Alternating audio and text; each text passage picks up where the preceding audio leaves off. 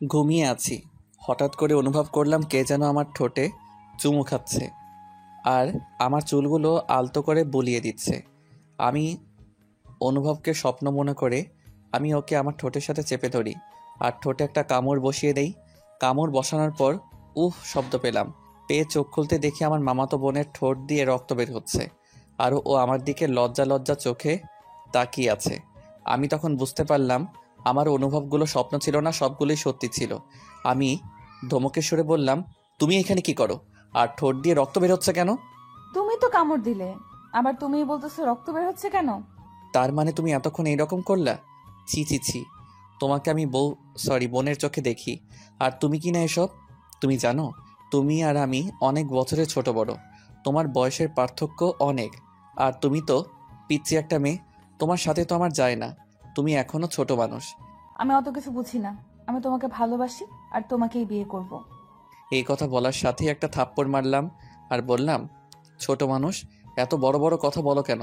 কেবল পড়ো দশম শ্রেণীতে আর এখনই প্রেমে পড়েছো? এর সেতু রুম থেকে চলে গেল। থাপ্পড়টা জোরেই দিয়েছিলাম, চোখ দিয়ে পানি বের হইতেছে। যদিও মারার পর আফসোস করতেছি, কারণ আমারও কিছুটা ভালো লাগে সেতুকে, কিন্তু ও আমার অনেক ছোট, ওকে তো অনেক কোলেও নিয়ে থাকছি। আসুন এখন পরিচয় দেই। আমার নাম মোহাম্মদ ফররুখ আহমেদ শুভ। আমি অনার্স চতুর্থ বর্ষে পড়ি, আর গল্পের নায়িকা হলো আমার মামাতো বোন। আরটুকু উপরে পড়ছেন। সেতু চলে যাওয়ার পর আবার ঘুম, বোঝেনি? মামার বাড়ি আসছি। ঘুম থেকে উঠে কি করব? রাতের সময় মামার বাড়ি আসছি, তাই সেতুর সাথে দেখা হয় নাই। আর ওইসব ঘটনা ঘটলো সকালে। আসলে আমার 5টা মামা, আর তারা সবাই এক বাড়িতে থাকে, জয়েন্ট ফ্যামিলি। পরে 10টার পর ঘুম থেকে উঠলাম। উঠে ফ্রেশ হয়ে বাইরে আসতেই 5টা মামি ডাকা শুরু করলো, শুভ আসো ভাত খেয়ে যাও। আমি বললাম, মামি আপনারা কি পাগল হলেন নাকি সবাই ডাকতেছেন সব ঘরে খাবো কেন?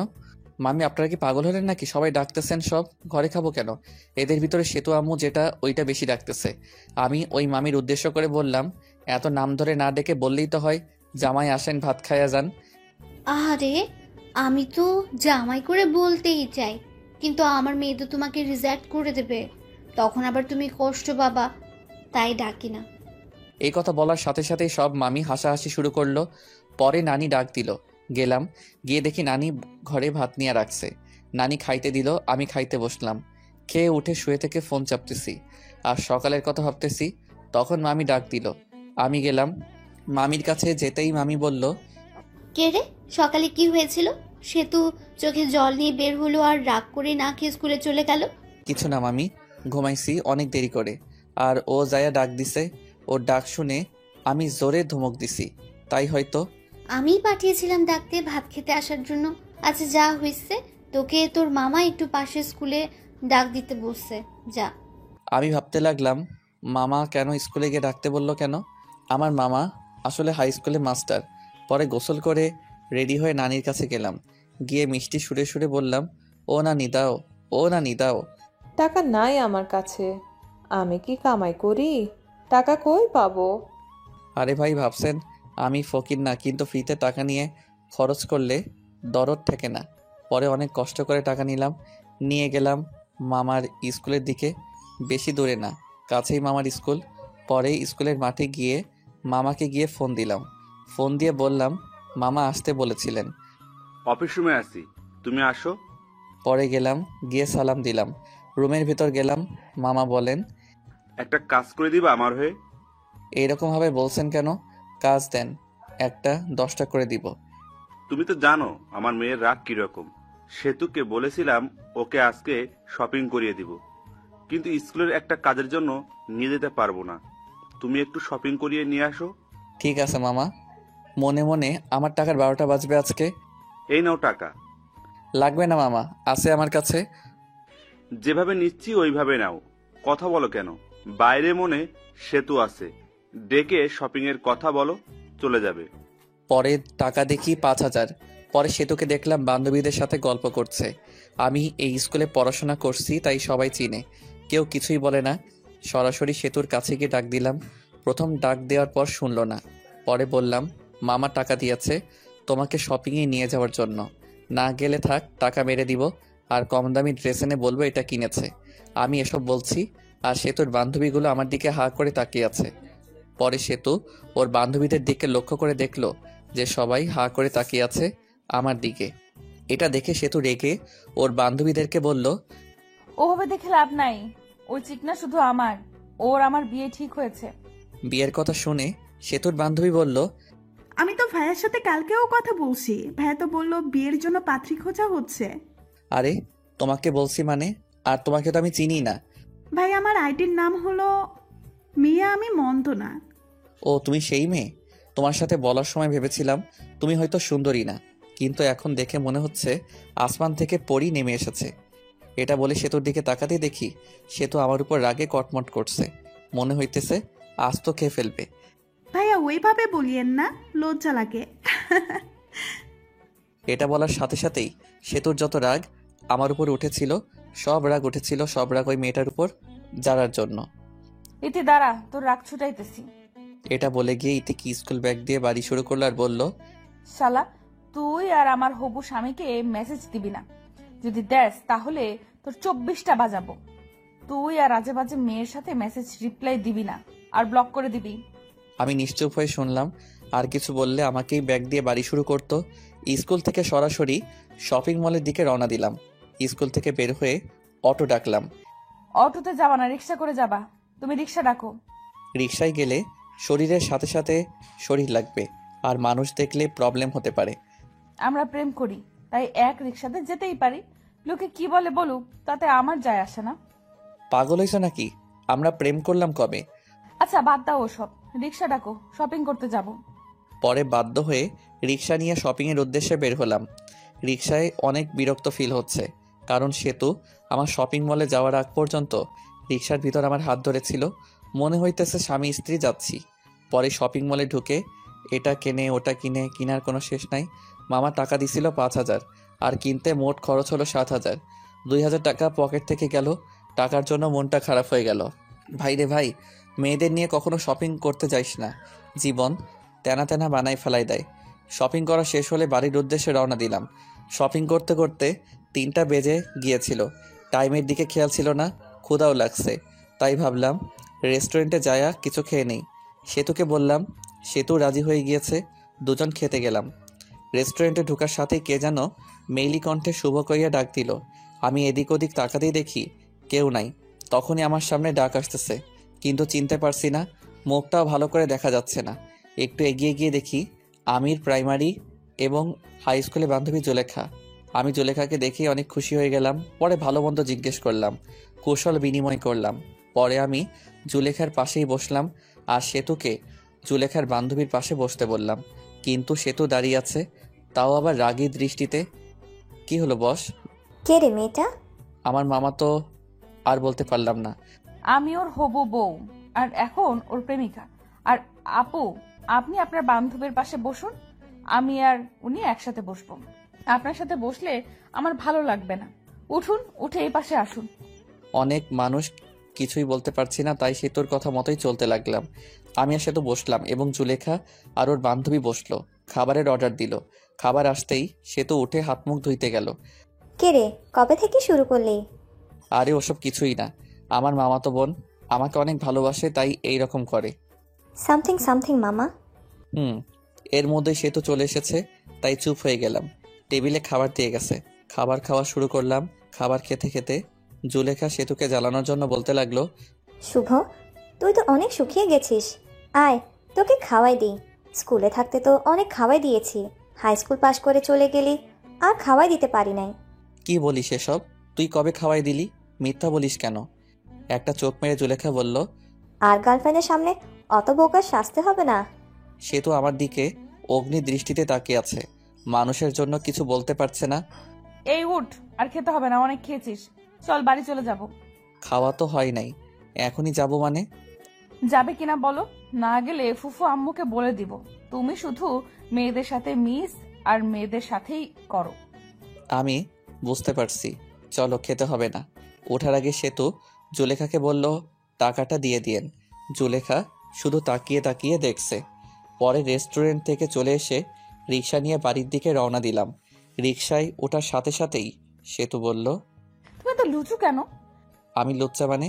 কি লুচ্চামি করছি তোমার সাথে? হ্যাঁ, সকালে এত জোরে কিস করছো যে আমার ঠোঁটটাই কেটে গেছে। আবির ওই মেয়ে নাকি তোমাকে ভাত খাওয়াই দিছে? সি সি, আমরা তো পড়ি, কাউকে তো কিছুই খাওয়াই দেই না। তুমি ছোট থাকতেই খাওয়াই দিছে, এখন অনেক বড় হয়েছো, এখন মনে হয় অনেক কিছু খাও মেয়েদের কাছ থেকে। আর আমি তো আগে মেয়েদের সাথে কথা বলি নাই, আর এখন মেয়েটা কি খাওয়াবে? হ্যাঁ, মিথ্যা বলো কেন? জুলেখা তো আমার সামনেই বললো। মিথ্যা বলছে জুলেখা? আরও সে তো অনেক কথাই বলল। বলতে বলতে বাড়িতে এসে গেছি, পরে ভাড়া দিয়ে দিলাম।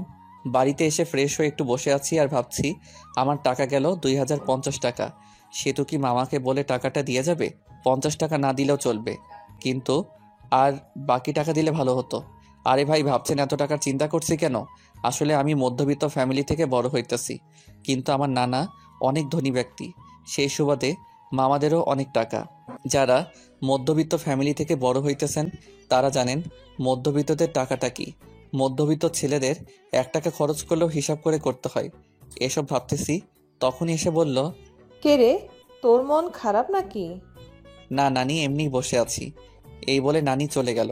তখনই সেতু আসলো আর বলল, আম্মু তোমাকে ডাকে।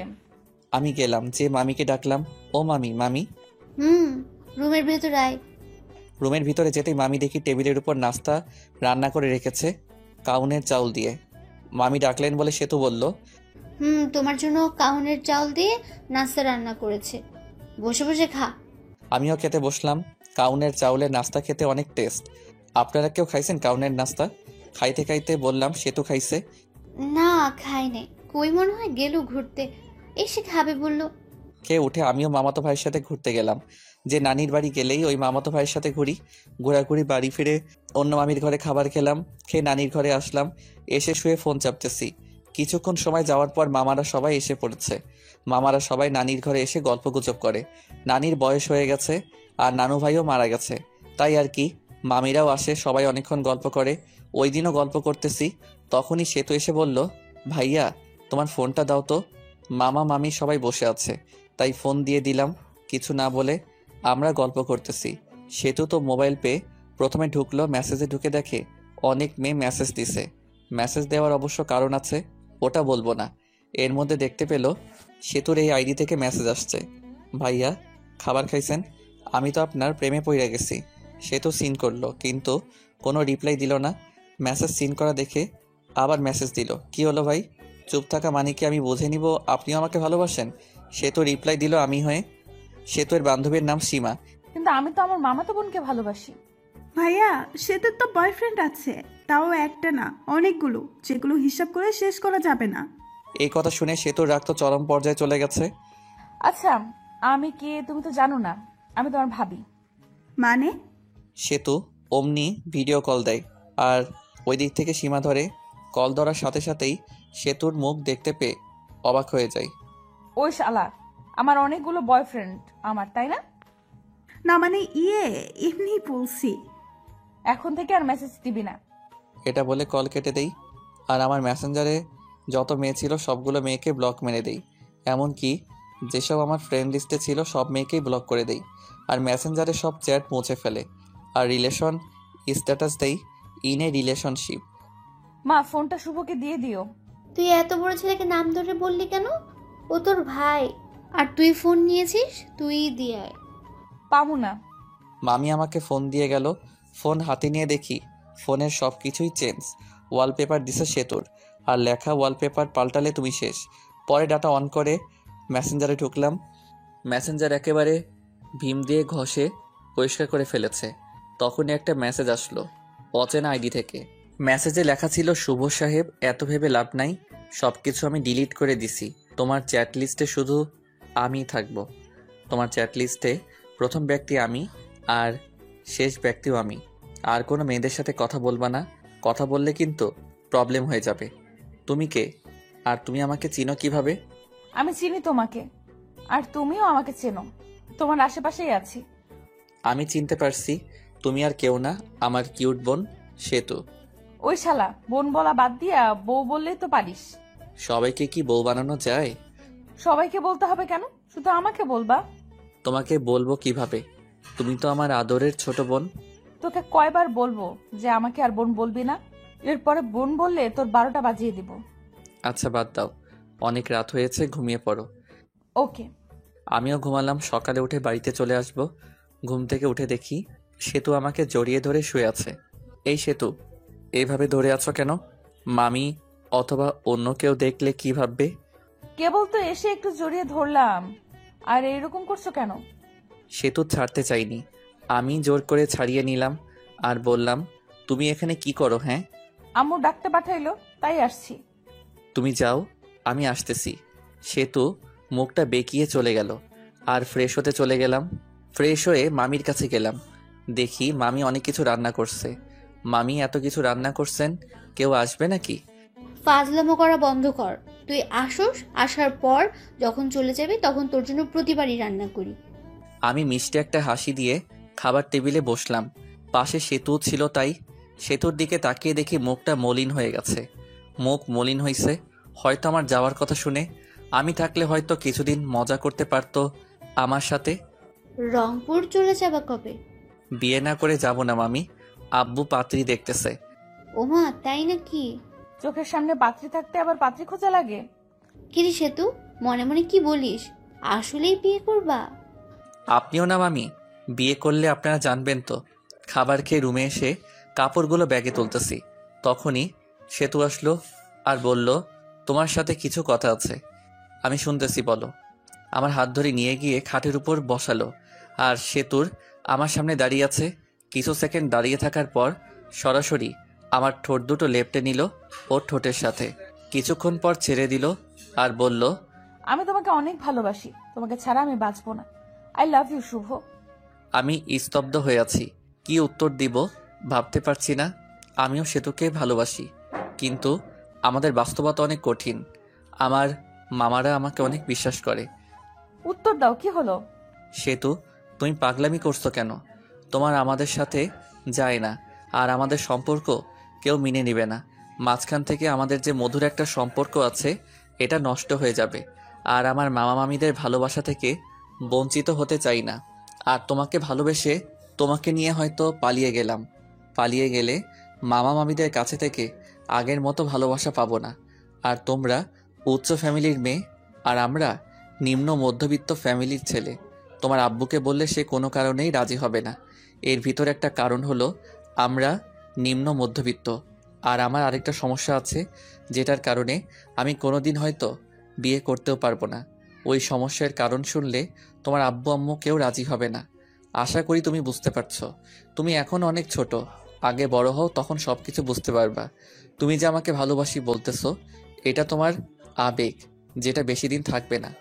কিছুদিন পর এই ভালোবাসা শেষ হয়ে যাবে, তখন আর আমাকে ভালো লাগবে না। তুমি তখন কলেজে যাবা, তখন তোমার অনেক বন্ধু বান্ধবী হবে, আর তোমার বন্ধুরা সবাই গার্লফ্রেন্ড বয়ফ্রেন্ড নিয়ে ঘুরতে যাবে। তুমি তো ঘুরতে পারবে না। তখন মনে হবে কার সাথে প্রেম করি, যার সাথে একদিনও ঘুরতে পারি না। কলেজে যাবা, আমার থেকে অনেক সুন্দর সুন্দর ছেলে দেখতে পাবা, আর তোমাকে প্রপোজ করবে কারণ তুমি অনেক সুন্দর। আর ওই প্রপোজ পেয়ে মনে মনে বলবা, কত সুন্দর সুন্দর ছেলে প্রপোজ করে, আর আমি কিনা পড়ে আছি শ্যামলা একটা ছেলের কাছে। তখন আর আমাকে ভালো লাগবে না, আমাকে তোমার বোরিং মনে হবে। এই শোনো, আমি আর এখন ছোট নাই। আমি সামনে এসএসসি পরীক্ষা দিব, আর যারা 10ম শ্রেণীতে পড়ে তারা ছোট হয় না। আমি বড় হয়েছি, আর আমি সবকিছুই বুঝি। আর তোমাকে আমি সত্যিই ভালোবাসি। এই ভালোবাসা কোনো আবেগ না। আমি তোমাকে 9ম শ্রেণী থেকে ভালোবাসি। I really love you. এটা কখনো সম্ভব না। কেন সম্ভব না বলো? আমার অনেক বড় একটা প্রবলেম আছে। কি সমস্যা আমাকে বলো, আমি সব রকম সমস্যায় মেনে নিব। তোমার মতো কত মেয়ে বলল, শুভ তোমার সমস্যা থাকলেও আমি তোমাকে ভালোবাসবো, আর শোনার পর সবাই চলে গেল। আমি যাব না, বলো। আর একটু বড় হও, তখন বলবো। ভালো থেকো। আবার মনে হয় কবে আসি না আসি, দেখা হয় না হয়। এই বলে ঘর থেকে বের হয়ে আসি আর চলে যাই নানির কাছে। সব মামা মামির সাথে দেখা করে বিদায় নিয়ে আসলাম। সেতুকে একবার ভালো করে দেখলাম, দেখি সেতুর চোখে জল এসে পড়েছে। পরে আমি বাড়িতে এসে সেতুর সাথে ঘটনাগুলো সব বলি, শুধু কিসের কথা বাদ দিয়ে। আসলে আমি আর আম্মু ফ্রেন্ডের মতো। আমি ছোট থেকে আম্মুর সাথে শেয়ার করি। পরে কিছুদিন পর রংপুর ভার্সিটিতে চলে যাই। এর মাঝে সেতুর সাথে অনেক কথা, ভালো মন্দ এগুলোই জিজ্ঞেস করা হয়েছে। একদিন ভার্সিটিতে গিয়ে একটা মেয়ে বন্ধুর সাথে সেলফি তুলি আর ফেসবুকে পোস্ট করি। সেই পোস্ট সেতু দেখে ইনবক্স মাথায় তুলে ফেলে। ওই মেয়েটি কে? আমার বান্ধবী। বান্ধবী তাই কি হয়েছে? হ্যাঁ, ওইরকম ভাবে কাছাকাছি বসে সেলফি তোলা লাগবে নাকি? আমি তোমাকে কোনো মেয়ের সাথে সহ্য করতে পারি না। এরপর যদি আবার মেয়েদের সাথে সেলফি তুলো তাহলে আমি কিছু করে ফেলবো আর দোষ দিব তোমার। আচ্ছা ঠিক আছে, বলবো না। আমার অনার্সে পরীক্ষা দেই আর সেতু এসএসসি পরীক্ষা দেয়। সেতুর সাথে আমার অনেক কথা হয় 1 বছর। বলতে পারেন জিএফ বিএফ যেরকম করে কথা বলে আমরাও সেরকমভাবেই কথা বলি। 1 বছর সেতু আমার কাছে অনেকবার শুনতে চাইছে আমার প্রবলেম, কিন্তু আমি বলি নাই। এখন আমি চাকরি খুঁজছি আর সেতু ইন্টারে পড়ে। সেদিন শুধু জিজ্ঞেস করে, তোমার সমস্যাটা বলো। আমারও ধৈর্যের বাঁধ ভেঙে যায় আর আমি বলি আমি কোনোদিন বাবা হতে পারবো না।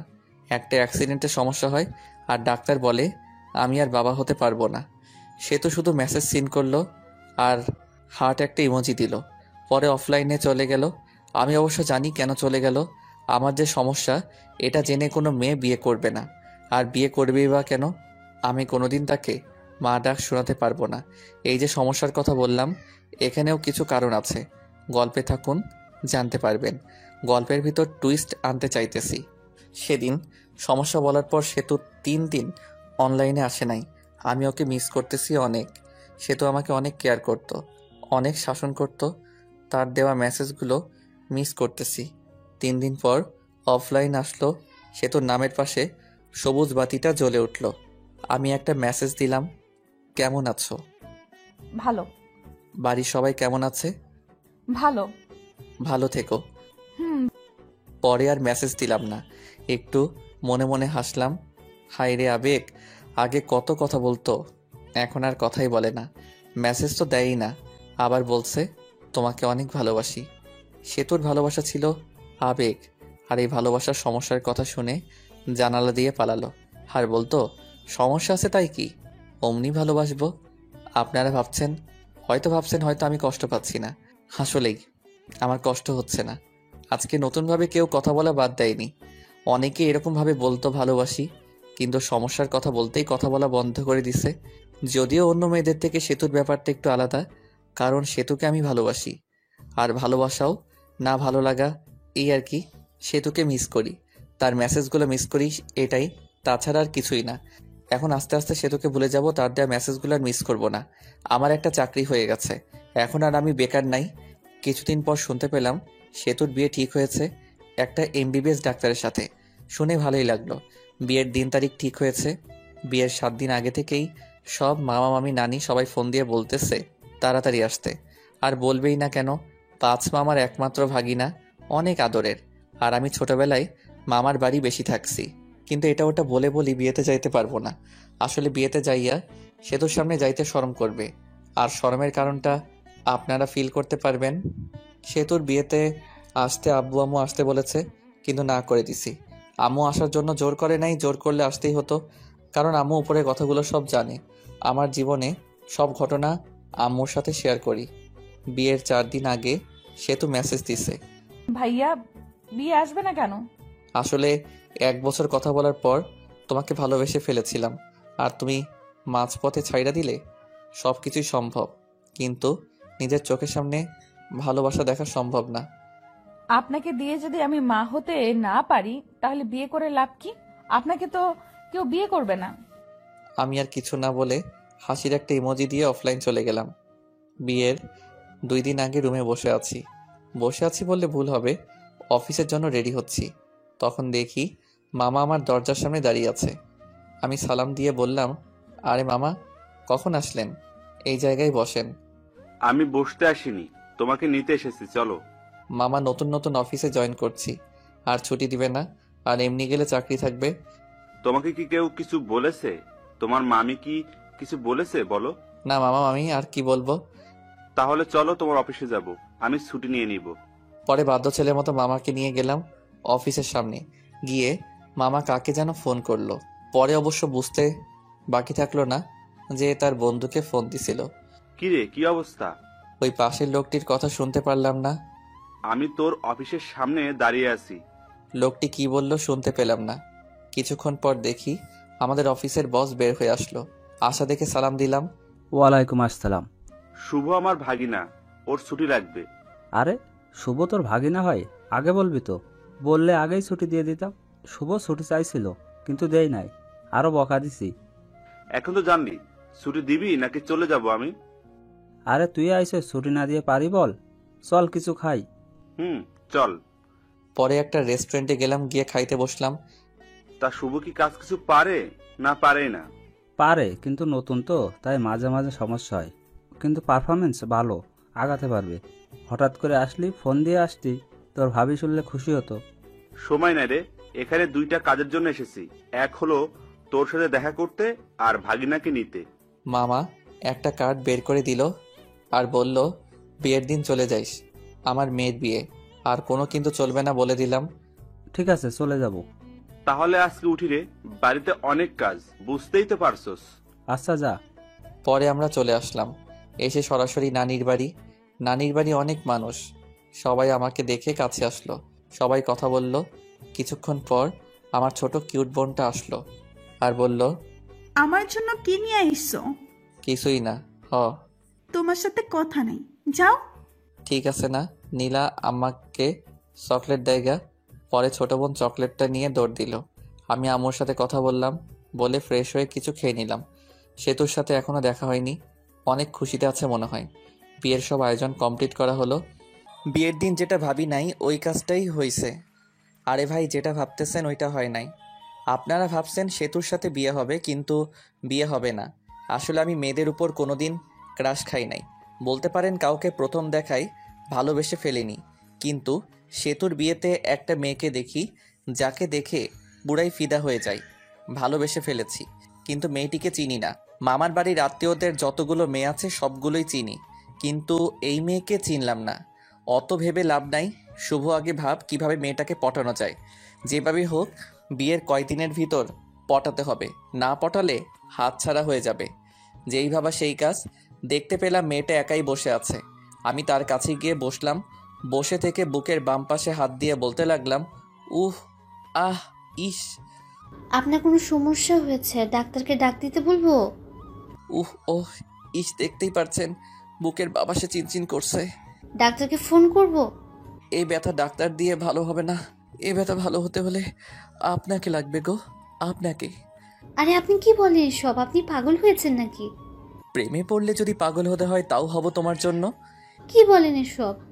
এই বলে মেয়েটি চলে গেল। আমি ওর চলে যাওয়ার দিকে তাকিয়ে রইলাম, ধ্যান ধরে বসে আছি। তখনই মামা বলল, শুভ এই কাজটা করতো। কাজ করতে চলে গেলাম, কিন্তু ওই মেয়েটির মায়াবী চোখ, এলোমেলো চুল, এত সুন্দর চাহনি, মিষ্টি মিষ্টি হাসি, সব মিলিয়ে পুরাই জোস। ভাবতে লাগলাম নামটা কিভাবে শোনা যায়। বাড়িতে যতগুলো লোক আছে তাদেরকে খাবার দিতে হবে, আর আমার দায়িত্ব হলো টেবিল ঘুরে ঘুরে দেখা। টেবিলের উপর সব কিছু রাখা হবে, সব আত্মীয়দের যা কিছু খাবে সব নিয়ে নিয়ে খাবে। ওইটাই দেখা লাগবো কোন জায়গায় তরকারি শেষ হলো, পানি শেষ হলো, কারো খাইতে প্রবলেম হইতেছে কিনা। এত কাজ আর বিয়েবাড়ির এত মেয়েদের মাঝে আমার চোখ শুধু ওই মেয়েটিকে খুঁজে। বিয়েবাড়িতে মেয়ে পটানো আর কথা বলার জন্য একেবারে পারফেক্ট জায়গা। অবশেষে সবাইকে খাইতে দেওয়া হলো। অনেকে আসলো, কিন্তু ওই মেয়েটিকে আসতেছে না। কিছুক্ষণ পর সেতুর বড় বোনের সাথে আসলো ওই মেয়েটি। পরে খাবার পরিবেশন করা হলো। আমি আসতেই রিধি আপু যে টেবিলে বসেছে ওই টেবিলে গেলাম। রিধি আপুকে বললাম, একা খাচ্ছ? একলা খাবো কেন? এই যে কত মানুষ আমার আশেপাশে। আচ্ছা, আমাকে সাথে নিয়ে খাইলেও তো হয়। একটা মাংসের টুকরা খাওয়াই দাও। হ্যাঁ কর, খাওয়াই দিতেছি। আপা, এই মেয়েটার নাম কি? কোন মেয়েটা? তোর ডান পাশেরটা। ও, এর নাম হলো আফরিন। এ হলো। আর কিছু শুনতে চাই নাই, নামটা দিয়েই চলবে। আচ্ছা, মেয়েদের নাম শুনে কি করবে? আবার প্রেমে পড়ে গেলে নাকি? আফরিন শুধু সবকিছু শুনতেছে আর অবাক দৃষ্টিতে আমাদের দিকে দেখছে আর খাচ্ছে। কি যে বলো না তুমি! প্রেমে পড়ে কি করবি? ফুপুকে বলে একটা বিয়ে করে ফেল, বয়স তো আর কম হলো না, আর কিছুদিন গেলে বুড়ো হয়ে যাবি, বউ পাবি না। আফরিনের মতো সুন্দর একটা মেয়ে পেলে তো এখনই বিয়ে করে ফেলতাম। আফরিন একটু কাশি দিল খাক খাক করে। আর নিধি, কি বললি তুই? আর আমি এটা বলে ওখান থেকে চলে আসলাম। বেশিক্ষণ থাকলে প্রবলেম হয়ে যেত। সবার খাবার খাওয়া শেষ হলো, তখন মামা বলল, শুভ তুমি কি কিছু খাইছো? না মামা। তুমি তাহলে নিজের রুমে যাও, খাবার পাঠিয়ে দিতাছি। কিছুক্ষণ পর সেতুর শ্বশুর বাড়ি থেকে লোক আসবে, তখন তো আর খাইতে পারবা না।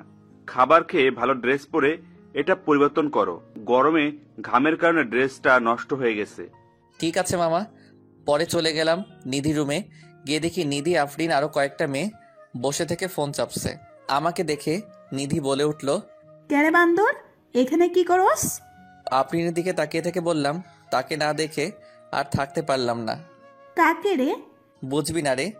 আপনারা হয়তো ভাবছেন নিধির ঘরে খাইতে যেতে বলল কেন। এখানে একটা কারণ হলো, বাড়িতে অনেক আত্মীয়, এখন আমাকে আলাদাভাবে খাওয়াতে হলে আলাদা একটা রুম তো লাগবে, তাই না? তখনই মামা খাবারের প্লেট নিয়ে ঢুকলো আর আমি টেবিলে বসে পড়লাম। মামা নিধিকে দেখতে পেয়ে বলল, তুই শুভকে তুলে তুলে দিস, শুভ তো তুলে নিয়ে খায় না। ওকে চাচ্ছু? সবার সামনে রেখে তরকারির বাটি, ভাতের বাটি আর যা কিছু আয়োজন করছিল সব খাইতে বসছি।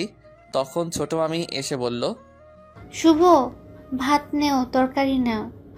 এমনকি মামি তুলে দিল। আমিও খাইতে লাগলাম। ছোট মামি চলে গেল, মেজো মামি আসলো, মেজো মামিও এসে তরকারি দিল, ভাত দিল, আমিও নিলাম। পেট ভরে গেছে। মেজো মামি চলে যাওয়ার পর আসলো সেতুর আম্মু, এসে বলল, তরকারি নাও। আমি বললাম নিব না, তবু জোর করে দিল। এদিক দিয়ে তো আমার অবস্থা খারাপ। পরে সেজো মামি এসে আরও দিয়ে গেল। আমার পেটে তো ঢুকে না। পিছনে তাকিয়ে দেখি নিধি আর ওর সাথে বসে থাকা মেয়েগুলো হাসতেছে। আর কাটা ঘায়ে নুনের চিটা দেওয়ার জন্য নিধি এসে বলল, চামচ দিয়ে মাংস প্লেটে দিয়ে বলল, এই নিয়ে খা, বেশি করে খাওয়া। আমার অনেক রাগ উঠে গেল, মনটাই চাইতেছে ধরে পিটাই। প্লেটে মাংস দিয়ে নিধি পাশের চেয়ারে বসলো আর ওর সাথে মেয়েগুলোকে ডাক দিল। আই, আমরা সবাই ওর পাশে বসে থাকি, যাতে ও খাওয়া বাদ দিয়ে পালাতে না পারে।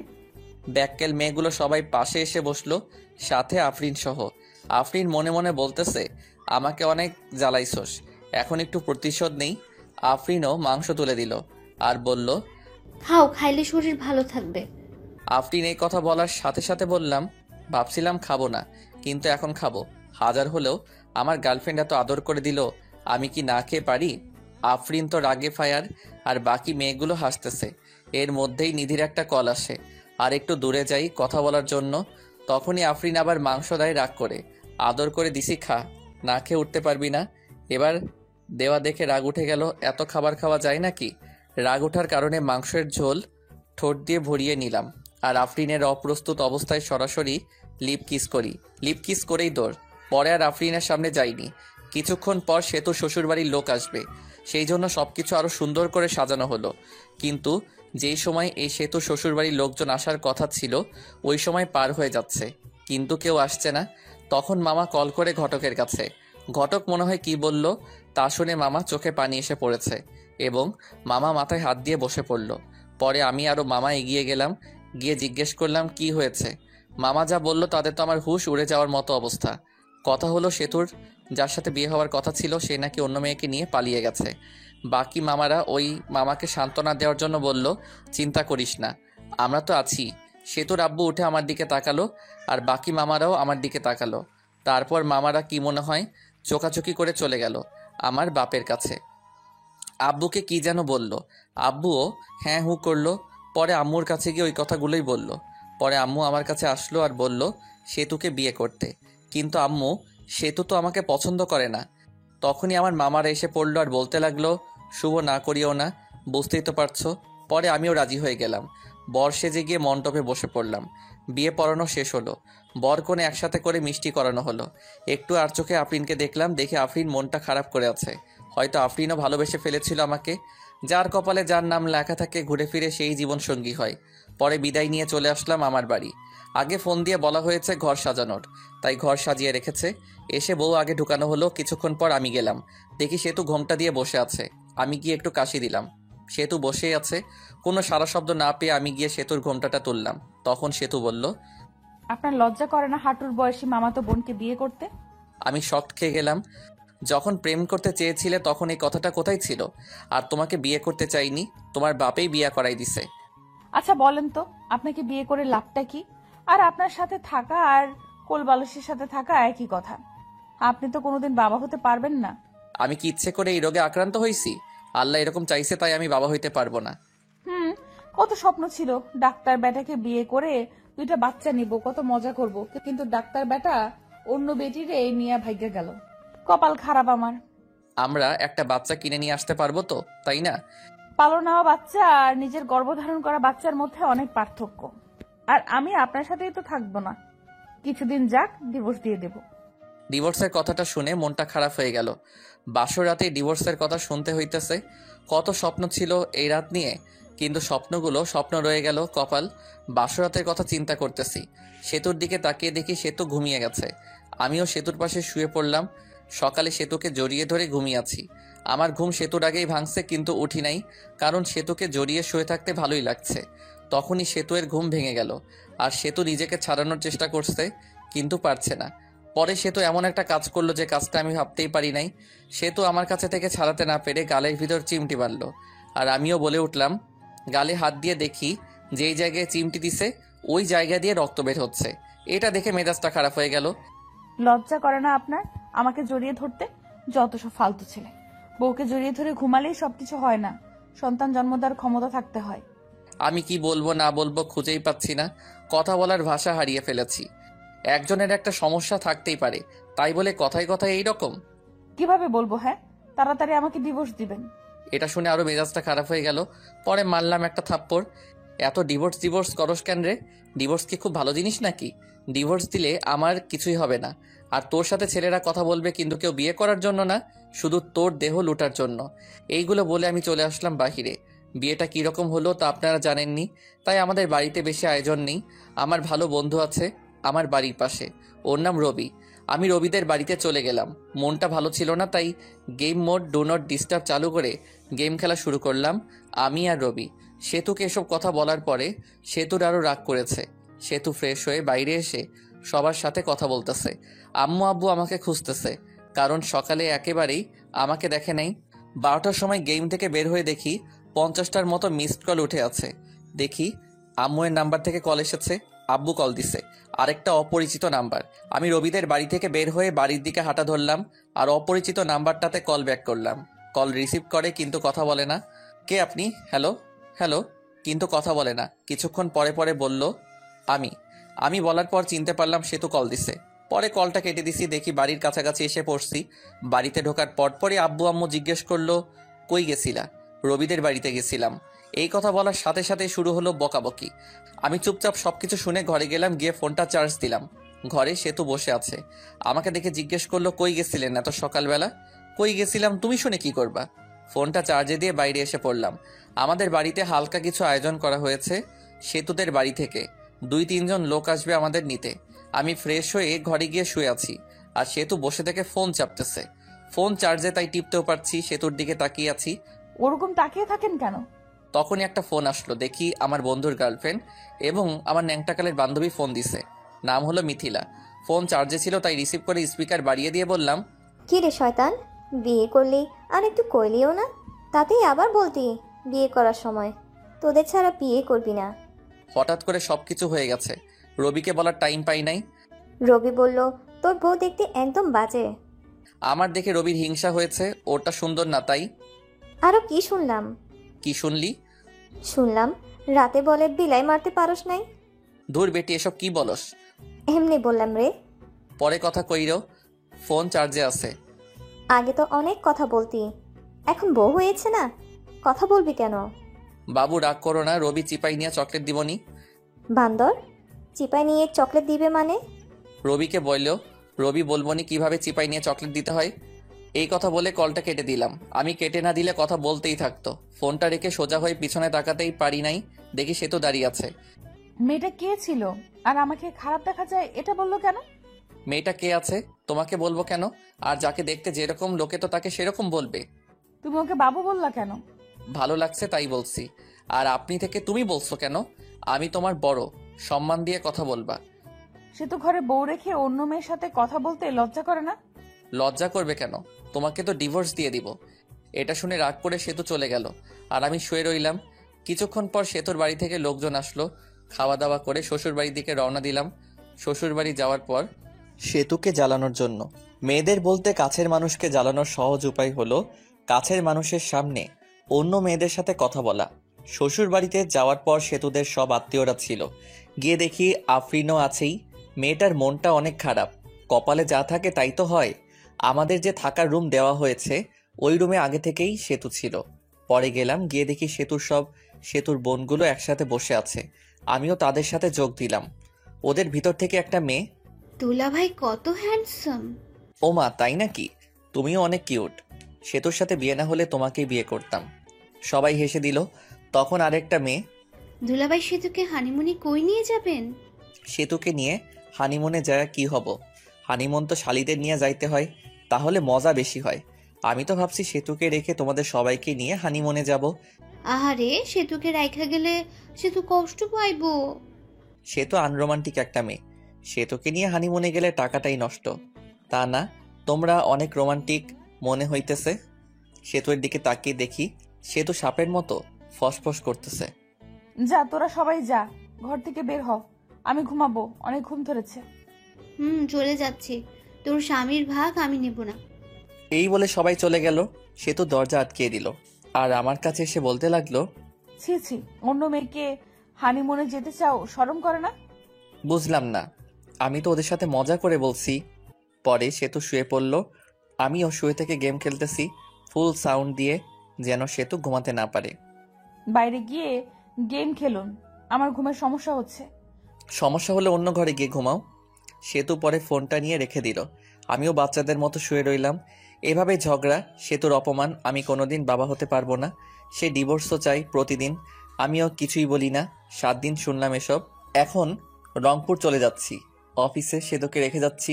পরে সবকিছু ঠিক করে সেতুকেও নিয়ে যাব। সবার কাছ থেকে বিদায় নিয়ে নিলাম। এখন সেতুর কাছে গেলাম। ভালোভাবে থেকো আর দোয়া করিও আমার জন্য। দোয়া করে কি হবে? তুমি মরলেই তো আমি খুশি হব। তুমি এটা বলতে পারলে? যেটা সত্যি ওটাই বললাম। আমি আর কিছু না বলে চলে আসলাম। বের হয়ে হাসি মুখে আব্বু আম্মুর কাছ থেকে বিদায় নিলাম। কিন্তু ওই সময় আমার খুব কষ্ট হচ্ছিল। মনে হইতেছিল যে আমি কান্না করি। আমি এত বিরক্তকর হয়ে গেছি যে কেউ একজন আমাকে মারার কথা বলছে। ভিতরে কষ্ট আর বাইরে হাসি নিয়ে চলে গেলাম চাকরি করতে। সকালের গাড়িতে গেছি, তাড়াতাড়ি পৌঁছাইছি। রাতে আম্মুর ওই জায়গায় কল দিছিলাম। আম্মুকে জিজ্ঞেস করছি সেতুর কথা। সেতুকেও ফোন দিছিলাম, কিন্তু রিসিভ করেনি, কেটে দিছে। পরের দিন সকালে উঠে অফিসের জন্য রেডি হয়ে অফিসে গেলাম। যাওয়ার পরেই পিয়ন এসে বলল, ম্যাডাম আপনাকে ডাকলো। আমি ভাবতে লাগলাম আগে তো স্যার ছিল, এখন ম্যাডাম কই থেকে আসলো। ভাবাভাবি বাদ দিয়ে গেলাম ম্যাডামের রুমের সামনে গিয়ে। ম্যাডাম আসতে পারি? আসেন। আমি ভিতরে গিয়ে ম্যাডামকে দেখে তো অবাক, কারণ ম্যাডাম আর কেউ নয়, বিয়েবাড়ি সেই আফরিন। আফরিন দেখে ভয় পেয়ে গেলাম। বিয়েবাড়িতে যা কিছু করছি চাকরি থেকে বের করে দেয় নাকি আবার। ভয়ে ভয়ে কাছে গিয়ে, আপনি আমাকে ডেকেছেন ম্যাডাম? তা কেমন আছেন? আর আপনার বউ কেমন আছে? আমি ভালো আছি, আর আমার বউও ভালো আছে। ভালো থাকলেই ভালো। ম্যাডাম, সেদিনের ভুলগুলোর জন্য দুঃখিত, মাফ করে দিবেন। ওইসব আমি ভুলে গেছি। আপনার বউকে সাথে নিয়ে এসেছেন? না, কিছুদিন পরে নিয়ে আসবো। নিয়ে আসলে আমাদের বাড়িতে নিয়ে যান সময় করে। আপনি বসের কি হন? আপনার বস আমার বাবা হয়। এমনি আপনার সাথে দেখা এবং অফিসটা ঘুরে দেখতে এসেছি। ম্যাডাম তাহলে আসি, অনেক কাজ করতে হবে, অনেক দিন পর আসলাম, দেখতেই তো পারছেন। এরপর কোনোদিন দেখা হলে ম্যাডাম বলবা না, নাম ধরে বলবা এবং তুমি করে বলবা। জি। পরে আসলাম কেবিনে বসে কাজ করা শুরু করলাম। কাজ শেষ করে ম্যাচের দিকে রওনা দিলাম। আজকে অফিস ছুটির আগে বের হয়েছি, কারণ হলো একটা বাসা খুঁজে বের করতে হবে। ম্যাচে তো আর বউ নিয়ে থাকা যাবে না। বাসা খুঁজেও পেলাম, বাসা ঠিক করে ম্যাচে ফিরলাম। পরের দিন বাসায় শিফট হব। পরে বাসায় শিফট হলাম। এখন বাসায় থেকে অফিস যাওয়া আসা করি। আমি রংপুর এসেছি 7 দিন হয়ে গেছে। এই 7 দিনে সেতুকে কল মেসেজ দিছি, কিন্তু কোনো রিপ্লাই পাইনি। একদিন সেতু আব্বু আম্মু এবং সেতুর আব্বু আম্মু সবাই একখানে বসে থেকে গল্প করছিল। তখন সেতু সবাইকে একটা প্রশ্ন করে, আম্মু, ওর কি কোনোদিনও বড়সড় অ্যাক্সিডেন্ট হয়েছিল? না, শুভ খুব সাবধানে চলাচল করে। সবাই নাই করলো, কারণ আমার তো অ্যাক্সিডেন্ট হয়নি। কিন্তু ও তো বললো ওর একটা বড় অ্যাক্সিডেন্ট হয়েছিল, তারপর থেকে ওর বাবা হওয়ার ক্ষমতা হারিয়ে ফেলেছে। তোমার সাথে মজা করার জন্য বলেছে এসব। ও তো কোনো ডাক্তার দেখানোর জন্য হাসপাতালেও যায়নি। আমি তো অনেক বড় ভুল করে ফেলেছি। কি ভুল? আমি তো শুভর কথা বিশ্বাস করে শুভর সাথে অনেক খারাপ ব্যবহার করছি। শুভর কাছে ক্ষমা চেয়ে নিও, তাই হবে। পরে সেতু ওইখান থেকে চলে আসে আর ঘরে এসে ভাবতে লাগে পুরোনো কথাগুলো। এখন শুভকে কিভাবে পটানো যায় সেটাই ভাবতে হবে। শুভকে জানানো যাবে না যে আমি এসব জানি।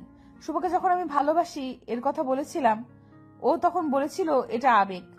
আমি তো কত কিছু বলেছিলাম, তারপর তো আমি কত খারাপ ব্যবহার করলাম। এখন শুভ কি আমায় মেনে নিবে? এখন শুভ ভালোবাসার কথা বললে কি ভাববে? শুভর সাথে তো আমি এই কয়েকদিন কথাও বলিনি, অনেকবার ফোন দিছে, আমি তোর ফোনটাও ধরিনি। পরে তো আবার ফোন দিবেই, তখন কথা বলবো। এখন আমি আর সেতুকে কল দেই না। উকিলের সাথেও কথা বলছি ডিভোর্সের ব্যাপারে। সে যত দ্রুত সম্ভব উকিল কাজটা করে দিতে চাইছে। 7 দিন চলে যায়, তাও সেতুকে একবারই কল দেই না। সেতু আমাকে কল দেয়নি। সেতুর এখন আর ভালো লাগে না। সেতুর শুধু ইচ্ছে হয় শুভের সাথে কথা বলবে। সেতু মিস করে ওই দিনগুলো যে দিনগুলোতে শুভকে দেখতেই পারে নাই। শুভ কত কিছু বলেছে। যখন সেতুর ফোনটা বেজে ওঠে তখনই সেতুর মনে হয় শুভ মেসেজ দিছে বা কল দিছে, কিন্তু শুভ কোনো মেসেজ বা কল দেয় না। সেতু শুভকে কল দিতে চায়, কিন্তু কোনো একটা কিছু কারণে শুভকে মেসেজ বা কল দিতে পারে না। এখন আর শুভের সেতুর কথা মনে পড়ে না। শুভের প্রথম প্রথম অনেক কষ্ট হয়েছে, আর নিজেই নিজেকে দোষ দেয়। সেতুকে মিথ্যা কথা বলাটা ঠিক হয়নি। এদিকে সেতু সবসময় মন মরা হয়ে বসে থাকে, কারোর সাথে বেশি কথা বলে না, শুধু শুভের কথা ভাবে। শুভের সাথে কথা মন চায় কিন্তু পারে না। ধৈর্য ধরে থাকে শুভ তাকে ফোন দিবে, কিন্তু শুভের নাম্বার থেকে কল আসে না। 1 মাস হয়ে গেছে, কিন্তু শুভ আর সেতুর মাঝে কথা হয় না। সেতু আর থাকতে না পেরে শুভকে কল দেয় রাতে, তাও আবার 12টার সময়, যে সময় শুভ ঘুমে মগ্ন হয়ে আছে। প্রথমবার ফোন ঢোকার পর ফোন রিসিভ করলো, কারণ শুভ তো ঘুম ভাঙেনি। পরের বার কল দিতেই শুভের ঘুম চোখে দেখে একটা কল এসেছে। পরে নাম্বার না দেখেই কলটা রিসিভ করে বলে, হ্যালো, কে? আমি। আমিটা কে? আমাকে চিনতে পারোনি? আমি সেতু। আরে বোন, কোন সেতু? আর এত রাতে ঘুমে ডিস্টার্বের জন্য কল করছো কেন? আমি তোমার বউ সেতু। বউ কথাটা শুনে শুভ নাম্বারটা ভালোভাবে দেখলো। সেতুই কল দিছে। পরে ভাবতে লাগলো, আব্বু আম্মুর কোনো কিছু হলো নাকি? এত রাতে ফোন দিছে সেতু। আব্বু আম্মুর কিছু হয়েছে নাকি ফোন দিচ্ছে? আব্বু আম্মুর কিছুই হয়নি, কথা বলার জন্য ফোন দিছি। ফাইজলামি রাখো। বিএফ লগে ভাইগা গেছো নাকি? আবার এখন প্রবলেম হয়েছে দেখে ফোন দিছো? আচ্ছা, কোনো কিছু ভেবো না, সরাসরি আমার এখানে চলে আসো, আমি সবাইকে ম্যানেজ করে নিব। ঘরে স্বামী থাকতে অন্য পুরুষের সাথে পালিয়ে যাব কেন? স্বামী তো শুধু কাগজে কলমে। আচ্ছা বাদ, কালকে অফিসে যেতে হবে ভাই। আর এত রাতে কোনোদিন কল দিবা না, যত সব ফালতু। এটা বলে ফোনটা কেটে দেই আর বন্ধ করে রেখে ঘুমিয়ে পড়ে। এদিকে সেতুর মনটা আরো খারাপ হয়ে যায়। আমি কি এতটাই খারাপ ব্যবহার করেছি যে শুভ ভেবে নিতেছে আমার বয়ফ্রেন্ড আছে? ছিছি, নিজেকে নিজের উপর ঘৃণা হচ্ছে। আর কিভাবে শুভ আগে মেসেজ দিত, কেমন আছো, কি করো, কথা বলার জন্য ফোন দিত, আর এখন কথাই বললো না, ঘুরে ফিরে আমাকে অপমান করলো। সারা রাত না ঘুমিয়ে পার করে রাত, আর ডিসিশন নেই শুভয়ের এখানে চলে আসবে, কারণ শুভ বলেছিল বাসা ভাড়া নিছে, আর যেতেও বলেছিল আমাকে। সকালে উঠে আব্বুর কাছে গিয়ে বলে, আব্বু আমাকে শুভর বাসায় রাইখা আসেন, আমি যাব, এটা ওকে বলবেন না। আব্বুও মেনে নেয়, আর বিকেলের গাড়িতে তারা রওনা দেয়। আমার এখানে এসে আব্বুর দরজায় কলিং বেল চাপ দিই। শুভ তখন ভাবতে থাকে এই সময় আবার কে আসলো। অলসতা নিয়ে দরজা খুলতে যায়, দরজা খুললে তো অবাক শুভ। শুভ তখন আব্বুকে বলে, তোমরা আসবা, বলবা না? আসলে স্ট্যান্ডে আগায় যেতাম। সেতু বলল তোকে সারপ্রাইজ দেবে, তাই না জানিয়ে চলে আসলাম। আচ্ছা বসো, তোমাদের খাবারের ব্যবস্থা করি। শুভ সেতুর সাথে কোনো কথাই বলে নাই। একবার তাকিয়ে দেখেছিল সেতু অনেক শুকনা হয়ে গেছে। মনে হলো অনেকদিন ধরে খাবার ঠিকমতো খায় না আর ঘুমায়ও না। সেতুকে দেখেও না দেখার ভান করলো। সেতু আমার দিকে অসহায়ের মতো তাকিয়ে আছে। সেতুর দিকে লক্ষ্য না করে আমি খাবার কিনতে গেলাম। অবশ্য নিজেই রান্না করে খাই। আজকে শরীরটা ভালো ছিল না, তাই রান্না করিনি। হোটেল থেকে খাবার এনে আমি আব্বু সেতু খাইতে বসছি। তুমি কি প্রতিদিন বাজারের কেনা খাবার খাও নাকি? না আব্বু, রান্না করেই খাই। আজকে ভালো লাগছিল না, তাই রান্না করিনি। তোমরা আসবে জানলে রান্না করতাম। আরে ভাই, আমি সব কিছুই রান্না করতে পারি। এই সব কিছু রান্না আমার মা আমাকে শিখাইছে। খাবার খেয়ে আব্বুকে রুমে দেখিয়ে দিলাম, আর আমি আমার রুমে চলে আসলাম। সে তো আগে থেকে আমার রুমে গিয়ে বসে আছে। আমার রুমটা অনেক সুন্দর করে সাজিয়ে রেখেছি। রুমটা এমনভাবে সাজিয়েছি যেটা লিখে প্রকাশ করতে পারছি না। ঘরে গিয়ে দেখি সেতু বিছানায় শুয়ে কার সাথে যেন কথা বলছে। কথা বলা দেখে জিজ্ঞেস করলাম, বিএফ এর সাথে কথা বলো নাকি? তখন সেতু ফোনটা রেখে, আচ্ছা তোমার সমস্যাটা কি বলো তো? সেদিন এই বিএফ এর কথা আবার আজকেও বলতেছো বিএফ এর কথা। আমি অতটাও খারাপ না যে ঘরে স্বামী রেখে অন্য ছেলের সাথে প্রেম করব। পরবর্তীতে এরকম কথা বলবেন না। স্বামী তো শুধু কাগজে কলমে, কিছুদিন পর তো ডিভোর্স হয়ে যাবে। ডিভোর্সের পর পটাতে হবে, তাতে সময় লাগবে। ডিভোর্সের পর যেন তাড়াতাড়ি বিয়ে করতে পারো সেই জন্য হয়তো আগেই পটিয়ে রাখছো। আর হ্যাঁ, তোমার জন্য একটা খুশির খবর আছে। আমি উকিলের সাথে কথা বলছি, কিছুদিন পরই ডিভোর্স পেপার দিয়ে দিবে। তখন আর আমার মুখ দেখতে হবে না। ডিভোর্সের কথা শুনে সেতুর মুখটা শুকিয়ে গেছে, আর সেতুর চোখের জল এসে পড়েছে। ওদিকে লক্ষ্য না রেখে বললাম, শুয়ে পড়ো, রাত অনেক হয়েছে। সেতু চুপচাপ অন্যদিকে হয়ে শুয়ে পড়ল। আমিও কোলবালিশটা জড়িয়ে ধরে ঘুমিয়ে পড়লাম। সকালে ঘুম থেকে উঠে দেখি সেতু আমাকে জড়িয়ে ধরে ঘুমিয়ে আছে। জড়িয়ে ধরে আছে দেখে সেতুকে ধমক দিয়ে বললাম, আমাকে জড়িয়ে ধরে আছো কেন? আমাকে জড়িয়ে ধরে থাকতে পারো না, কারণ আমার সন্তান জন্ম দেওয়ার ক্ষমতা। এটা বলে ওয়াশরুমে চলে গেলাম। পরে সেতু রান্না করলো, আমি বসে থেকে ফোন চাপলাম। খাবার খেয়ে আমি অফিসের জন্য বের হলাম, আর আব্বু বলল চলে যাবে, তাই তাকে গাড়িতে উঠাই দিতে বাস স্ট্যান্ডে গেলাম। আব্বুকে গাড়িতে তুলে দিয়ে আমি অফিসে চলে গেলাম। অফিসে যাইতে দেরি হয়েছে। অফিসে গিয়ে ডেস্কে গিয়ে বসতে বসতে পিয়ন এসে বলে গেল, ম্যাডাম যাইতে বলছে। ম্যাডাম অনেক দিন পর আসলো। পরে গেলাম, জিয়ে নাম ধরে ডাক দিলাম, আফরিন কেমন আছো? ভালো। তুমি কেমন আছো? আর অফিসে আসতে দেরি করলা যে? আব্বু সেতুকে ডাকতে এসেছিল, আমি আব্বুকে গাড়িতে তুলে দিয়ে আসলাম, সেই জন্য দেরি হলো। ও, তোমার বউ এসেছে? কালকে আমার জন্মদিন, সেই জন্যই আসছিলাম তোমাকে দাওয়াত দিতে। সো সেতুকে নিয়ে চলে যাবা। আমাদের বাড়িতে না গেলে কিন্তু আমি কেক কাটবো না বলে দিলাম। আরে তোমার জন্মদিনে আমি না যাই, আমি তো আগেই যাব। হাসিটা অনেক সুন্দর। ঘরে বউ রেখে আরেকজনকে ইমপ্রেস করার চেষ্টা নাকি শুভ সাহেব? না, যেটা সত্যি ওটাই বললাম। হুম, আমি তাহলে কাজ আছে। ঠিক আছে, যাও। পরে এসে কাজ করতে লাগলাম। কাজ করা শেষ করে দুপুর টাইম হয়েছে, তখন ফোনটা বেজে উঠল। ফোনটা হাতে নিয়ে দেখি সেতু কল দিছে। রিসিভ করার ইচ্ছা না থাকা সত্ত্বেও কলটা রিসিভ করলাম। হ্যালো, কে? আমি। ফোন দিছো কেন? দুপুরে খাবার খাইছো? খাইলেই কি আর না খাইলেই কি? আমার অনেক কিছু। তোমার সাথে কথা বলার সময় নাই। এটা বলে ফোনটা কেটে দিলাম। আপনারা ভাবছেন সেতুর সাথে এরকমভাবে কথা বলছি কেন? সেতু যেদিন আমাকে মরে যাওয়ার কথা বলেছে, সেদিন থেকে সেতু আমার মন থেকে উঠে গেছে। মনে থেকে একবার উঠে গেলে ওই মনে ওই মানুষটিকে বসানো যায় না। দুপুরের খাবার খেয়ে আবার কাজ করা শুরু করলাম। কাজ শেষ করে বাড়িতে গেলাম। যাওয়ার পর সেতুকে বললাম, আমি কিছু কেনাকাটা করে যাব, তোমার কি কিছু লাগবে? আমি একটা নতুন ড্রেস কিনবো। আমি ফ্রেশ হয়ে আসতে আসতে তুমি রেডি হও। আমি ফ্রেশ হয়ে এসে দেখি সেতু সুন্দর করে সেজে বসে আছে। সেতুকে ঠিক হলুদ পরীর মতো লাগছে। সেতুর দিকে হা করে তাকিয়ে আছি। সেতু বলল, ওইরকম করে তাকিয়ে থাকলে আমি ক্ষয়ে যাব। পরে আমার হুঁশ ফিরল। আমিও রেডি হয়ে বাইরে এসে রিক্সার জন্য দাঁড়িয়ে আছি। তখনই একটা রিক্সা থেকে ভার্সিটির ভালো একটা বান্ধবী নেমে এসে জড়িয়ে ধরে বলল, দোস্ত, কি খবর? কেমন আছিস? তোর তো খোঁজ খবর পাওয়াই যায় না। এরকমভাবে কেউ জড়িয়ে ধরে নাকি? মানুষ দেখলে কি ভাববে? সেতুর দিকে তাকিয়ে সেতু তো পুরাই আগুনের মতো গরম হয়ে আছে।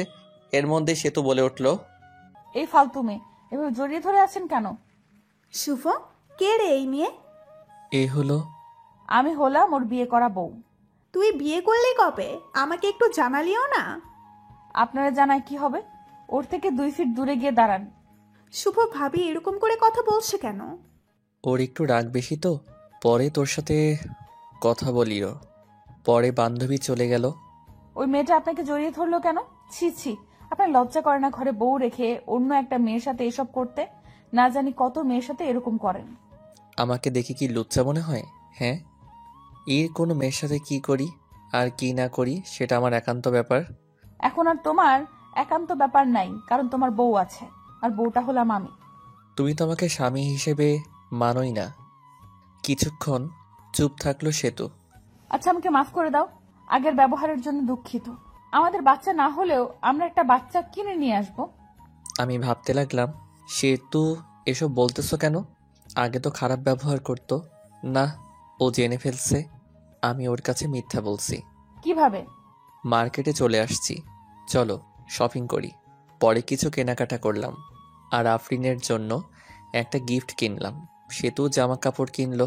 কিনে বাসায় এসে আমাদের রাখা জিনিসগুলো রেখে সরাসরি চলে গেলাম আফরিনদের বাড়ি। গিয়ে দেখি অনেক সুন্দর করে সাজানো। যদিও জন্মদিন পালন করার আমি পছন্দ করি না। আমরা বাড়ির ভেতরে ঢুকতে আঙ্কেল আন্টি আফরিন আমাদের দেখে খুশি হয়ে গেছে। সেতুকে দেখে আরও বেশি খুশি হয়েছে। সেতু আফরিনের সাথে চলে গেল আর আমি একা একা বসে আছি, কারণ আমার পরিচিত কেউ নাই। বসে থেকে গল্প লিখতেছিলাম।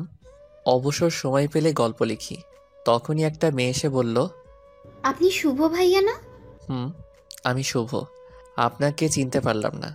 আমি আপনার একজন গল্প পাঠক, আপনার সাথে অনেক কথা হয়েছে মেসেজে। মনে মনে, আমি তো অনেক মেয়ের সাথেই কথা বলি, সেটা আবার কে? আপনার গল্পগুলো অনেক সুন্দর, আমি তো আপনার প্রেমে পড়ে গেছি। আমার প্রেমে মানে? আসলে আপনার গল্পের প্রেমে পড়ে গেছি। এখন তো তুমি পিচ্চি মামাতো বোন গল্প লিখতেছো, এই গল্পটাও অনেক সুন্দর। শুক্রিয়া।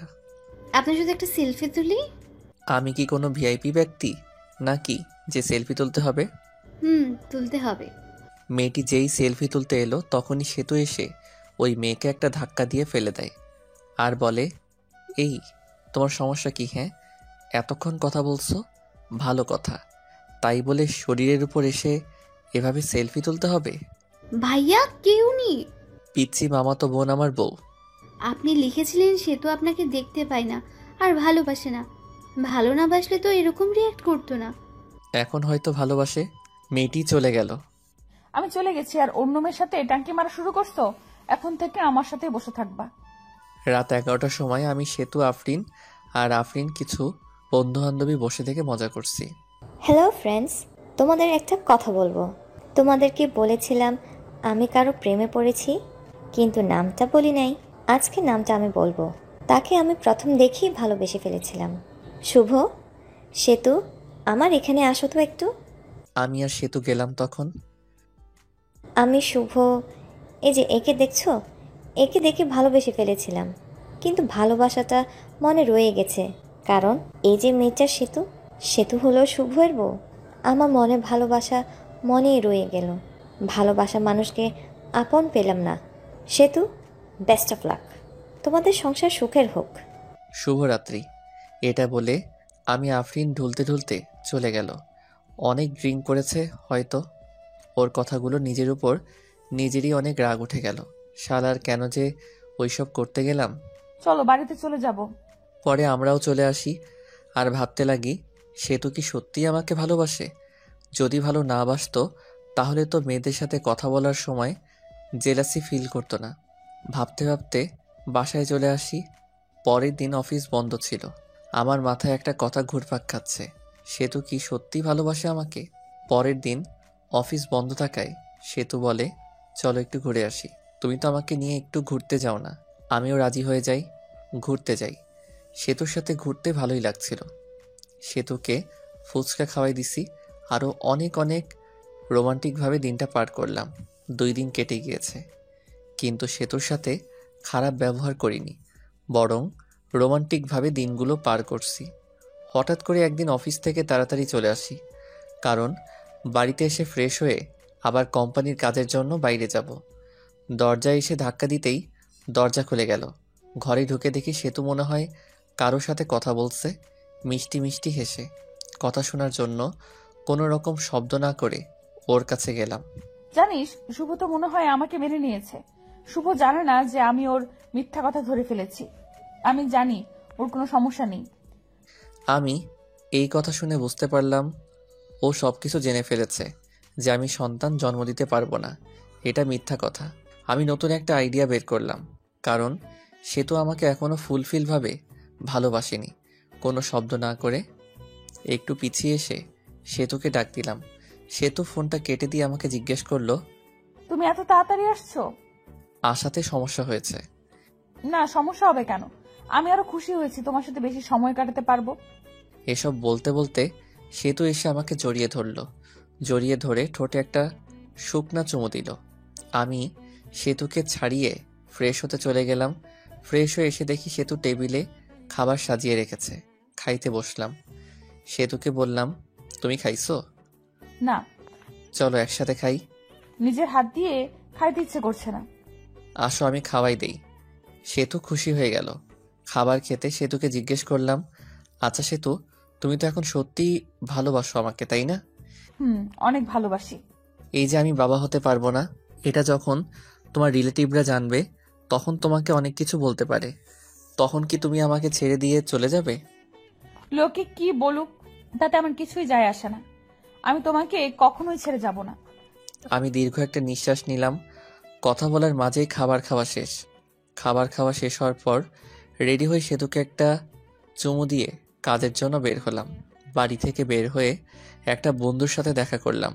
ওই বন্ধুর বড় ভাই ডাক্তার, আর তাকে দিয়ে একটা মিথ্যা রিপোর্ট বানাবো। পরে ওই বন্ধুকে সবকিছু খুলে বলি, আর বলি তোর ভাবির ভালোবাসা পরীক্ষা করার জন্য একটা ফেক রিপোর্ট বের করতে হবে। রিপোর্টটা হলো আমি যে বাবা হতে পারবো না, এটার রিপোর্ট। বন্ধু প্রথমে রাজি হয়নি, পরে অনেক জোরাজোরিতে রাজি হয়েছে। পরে সবকিছুই বুঝিয়ে দিয়ে চলে গেলাম আমার কাছে। কাজ থেকে আসলাম, আর আসার সময় সেতুর জন্য আইসক্রিম আর ফুচকা নিয়ে আসলাম, যা দেখে সেতু অনেক খুশি হয়ে গেল। প্রতিদিনই অফিস থেকে আসার সময় সেতুর জন্য কিছু না কিছু নিয়েই আসি। এটা দেখে সেতু দেখে অনেক খুশি হতো, আর আমাকে একটা কিস করতো। 7 দিন যাওয়ার পর রিপোর্ট বের করে। পরে আমি আমার বন্ধুকে বলি, এটা বাড়িতে গিয়ে দিয়ে আসবি যখন আমি অফিসে থাকবো। বন্ধু তাই করে। আমি অফিসে থাকাকালীন বন্ধু আমার বাড়িতে যায় আর রিপোর্টটা দেয়, আর সেতু রিপোর্টটা নিয়ে পড়তে থাকে। পড়ে দেখে শুভ কোনোদিন বাবা হতে পারবে না। ওখানে এসব লেখা আছে, আর কারণও লেখা আছে। সেতুর মনটা তখন খারাপ হয়ে যায়।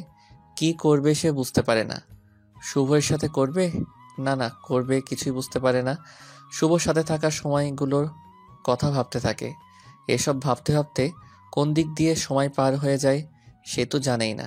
আর আমিও অফিস থেকে চলে আসি, আর সেতুর জন্য ফুচকা নিয়ে আসি। বাড়িতে এসে দেখি সেতু মনটা খারাপ করে বসে আছে। আমি সেতুকে ডাক দেই আর বলি, সেতু কি মন খারাপ? তোমার কি তোমার আব্বু আম্মুর কথা মনে পড়ছে?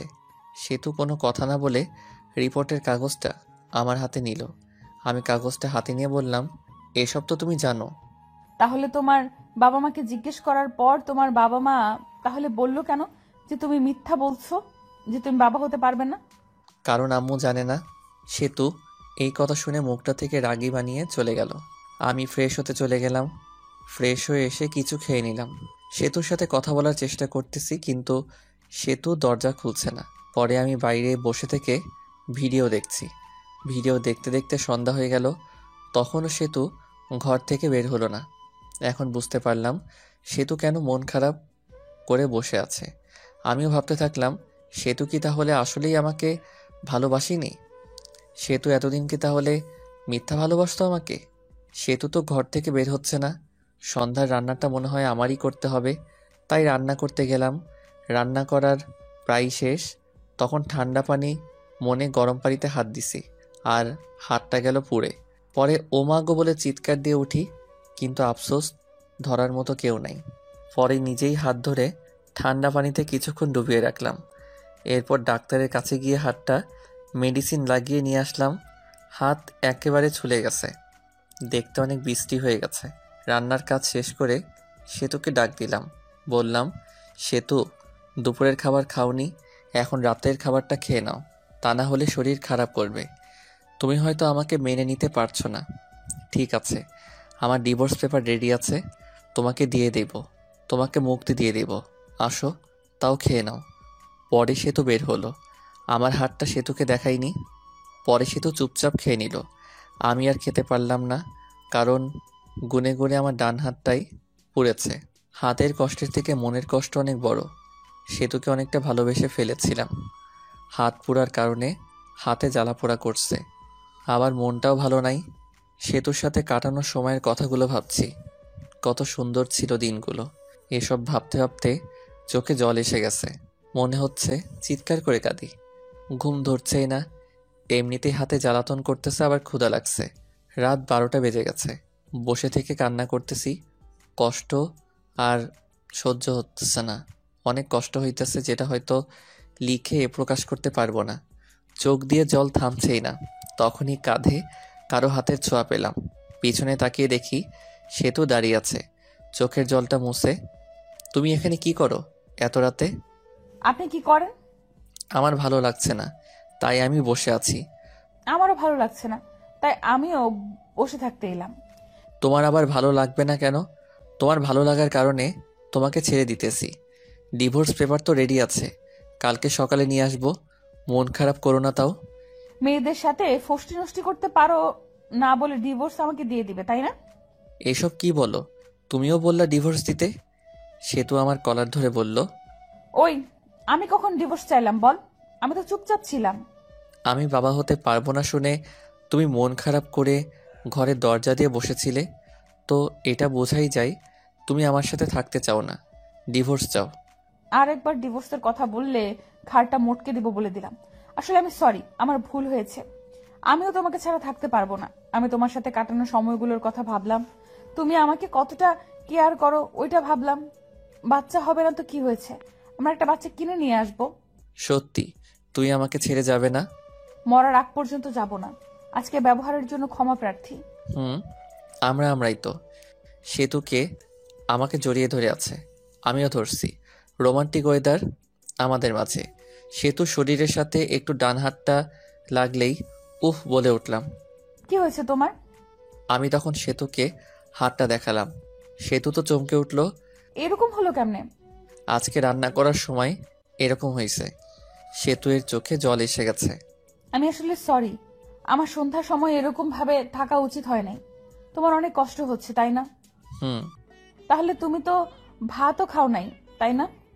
হুম পরে সেতু প্লেটে ভাত নিয়ে এসে আমাকে খাওয়াই দিল। আমি খাইতেছি আর মাঝে মাঝে হাতে কামড় দেই। খাবার খাওয়া শেষ করে আমার বুকের উপর সেতু শুয়ে আছে। আমি সেতুর মাথায় হাত বুলিয়ে দিচ্ছি। পরে দুজনেই ঘুমিয়ে পড়ি। এখন থেকে শুরু হলো রোমান্টিক সংসার। হঠাৎ করে একদিন সেতু মাথা ঘুরে পড়ে যায় আর আমি ডাক্তারখানায় নিয়ে যাই। ডাক্তার বলে, খুশির খবর, আপনি বাবা হতে চলেছেন। এটা শুনে আমি অনেক খুশি হই। সেতুকে বলতেই সেতু মুখটা গোমড়া বানিয়ে বলে, আমার পেটে বাচ্চা আসলো কিভাবে? তুমি তো বলেছিলে বাবা হতে পারবে না, আর রিপোর্টেও লেখা ছিল। ও, ওইসব ছিল সাজানো নাটক। ওই রিপোর্ট ছিল সাজানো। তুমি আম্মুর কাছে থেকে জানছিলা। আমার কোনো সমস্যা নাই, এটা আমি জানতে পারি। আর আমি তোমার ভালোবাসা কতটুকু সত্যি এটা জানার জন্য এসব করছি। তুমি ভালো না, তুমি অনেক পচা। রাগ করো না লক্ষ্মী সোনা, একটু হাসো প্লিজ। সেতু একটা মিষ্টি হাসি দেয়। এই খবর বাড়িতে পৌঁছালে সেতুকে সবাই বাড়িতে আনতে চায়, কিন্তু সে তো বাড়িতে আসবে বলে দেয়। আমাকে ছাড়া বলে সেতু এর ভালো লাগে না আমার একটা ছেলে সন্তান হয়, আর দেখতে একেবারেই ওর মায়ের থেকেও সুন্দর। আমি ছেলেকে দেখে ভাবতে লাগলাম আমার চেহারা ততটা ভালো না, তাই যত মেয়ে পিছে ঘুরছে। আর ছেলের চেহারা তো মাশাআল্লাহ অনেক সুন্দর। না, মেয়েরা আমার ছেলের জন্য কি না করে বসে। ধন্যবাদ সবাইকে আমাদের পাশে থাকার জন্য।